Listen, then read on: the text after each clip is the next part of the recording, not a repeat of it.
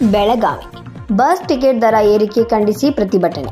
ರಾಜ್ಯ ಸರ್ಕಾರ ತನ್ನ ಗ್ಯಾರಂಟಿ ಯೋಜನೆಯ ನಷ್ಟ ತುಂಬಿಕೊಳ್ಳಲು ಸಾರಿಗೆ ಬಸ್ ಟಿಕೆಟ್ ದರ ಏರಿಕೆ ಮಾಡಿರುವುದನ್ನು ಖಂಡಿಸಿ ಶನಿವಾರ ಯುವ ಕರ್ನಾಟಕ ಭೀಮಸೇನೆಯ ಕಾರ್ಯಕರ್ತರು ಕೇಂದ್ರ ಬಸ್ ನಿಲ್ದಾಣದಲ್ಲಿ ಪ್ರತಿಭಟನೆ ನಡೆಸಿ ಆಕ್ರೋಶ ವ್ಯಕ್ತಪಡಿಸಿದರು.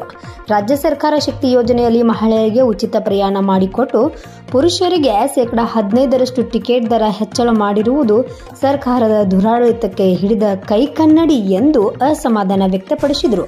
ವರದಿಗಾರರು Vithal Bhajantri, UK first news, Belagavi. ನೋಡ್ತಮ್ಮ, ನಾನು ಬಿಜೆಪಿನೂ ಅಲ್ಲ, ಕಾಂಗ್ರೆಸ್ ಅಲ್ಲ, ನಾ ದಲಿತ ಸಮಾಜದವ.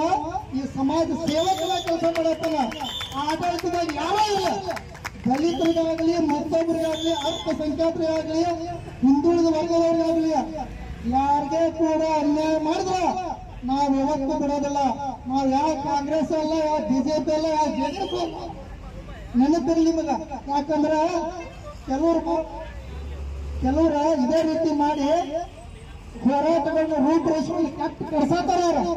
ಇವ್ರಿಗೆ ಮಾಡಕ್ ಕೆಲಸ ಇಲ್ಲ, ಮಾತಾಡಕ್ ಆಗುದಿಲ್ಲ, ತಮ್ಮೂ ಇಲ್ಲ, ಧೈರ್ಯನೂ ಇಲ್ಲ. ಮಾಡೋದಿದ್ರೆ ನಮ್ಮಂಗೆ ಹೋರಾಟ ಮಾಡಿ